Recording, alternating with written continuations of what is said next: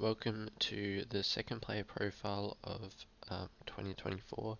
So today we're going to be looking at Luke Davies-Uniacke. So yeah, it's a pretty high price to pay for someone who only played 14 matches last year.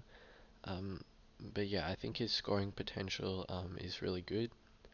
So we'll talk about his scoring potential first, then we'll go into injuries, and then I'll kind of talk through my logic on why I'm getting him.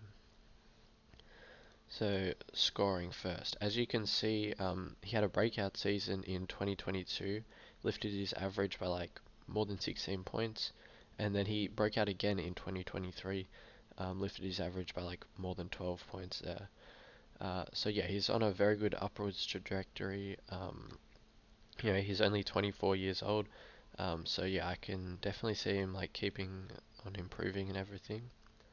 And yeah, he's already showed like really good scoring, like the 120s that we want in patches. So he averaged 120 from round 16 to 22 last year already, and we already saw him have a really good start to the year as well. Obviously only 2 games, but he averaged 149 there as well.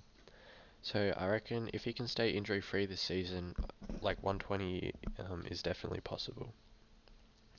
The concern though is like his injury proneness.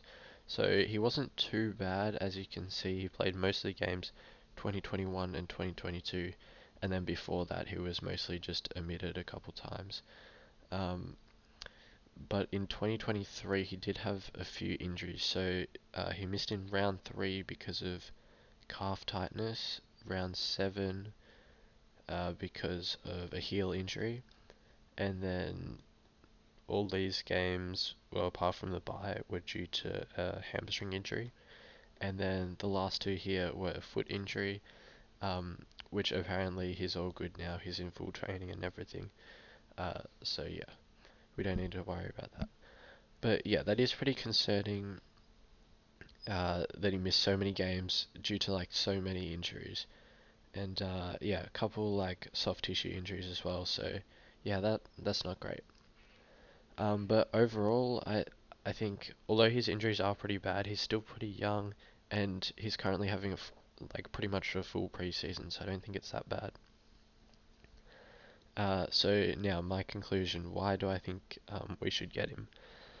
Well, I think like there's a golden rule which basically everyone says, um, but it's that you should start players who are injury prone and have a high ceiling, or just not pick them at all.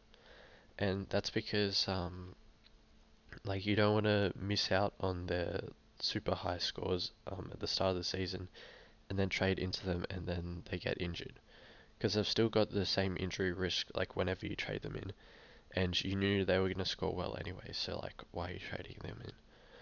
So yeah, for LDU, I'm pretty sure I'm going to start him, and even if he does get injured, I can just bank the points early, like maybe flip him to someone who just came off like an early buy.